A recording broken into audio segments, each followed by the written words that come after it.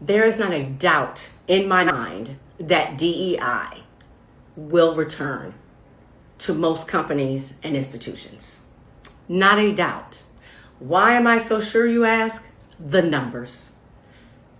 Diversity, equity, and inclusion was created to ensure that people other than heterosexual, able-bodied, white Christian men were employed and had the same opportunities.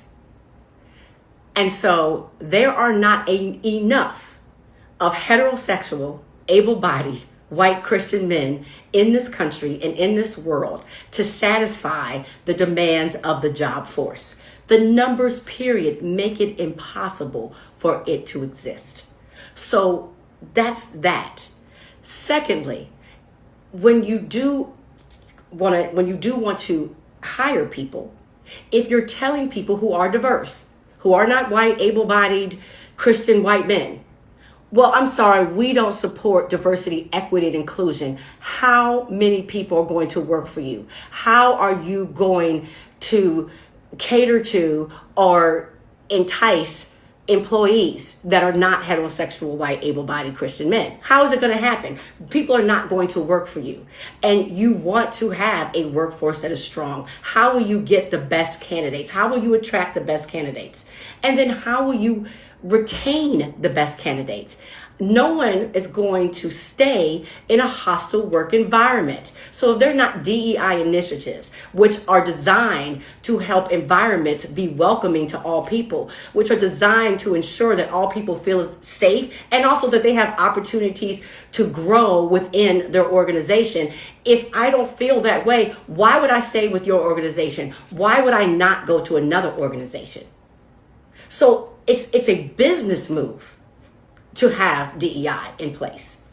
Next, if I am a customer, we have seen now, if I am a customer and you are trying to sell your product or your services to the people of this country or this world, but you tell them we don't embrace diversity, equity, and inclusion, how likely am I going to be to buy your product?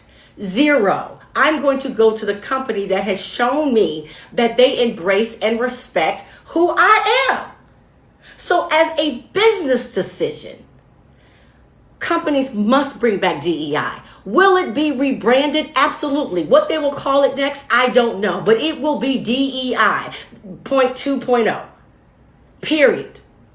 And so what these companies and these institutions did not count on, because let me say this, they did a brilliant job of stacking the courts, the Supreme Court, to ensure that affirmative action was deemed as illegal, and setting up judges in the systems so people would not have a whole lot of comeback.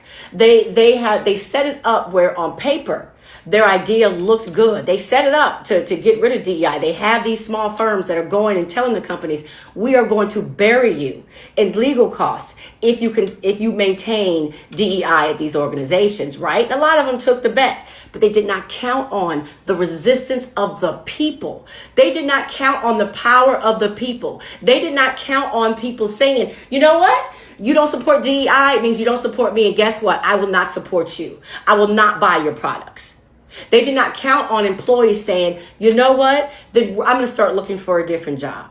They did not count on them letting go of employees and realizing the gaps that they lost, the intellectual property that these people have that they left with. They did not count on this country, this world saying, you know what, we will not support you whatsoever if you don't have DEI. So they made a poor business decision. And if they continue to stick with that, it will only get worse and worse because this world is diverse. The numbers do not lie. They cannot out-legislate what this world is. As much as they can't stand it, they cannot out-legislate it. So absolutely 100% DEI will be back.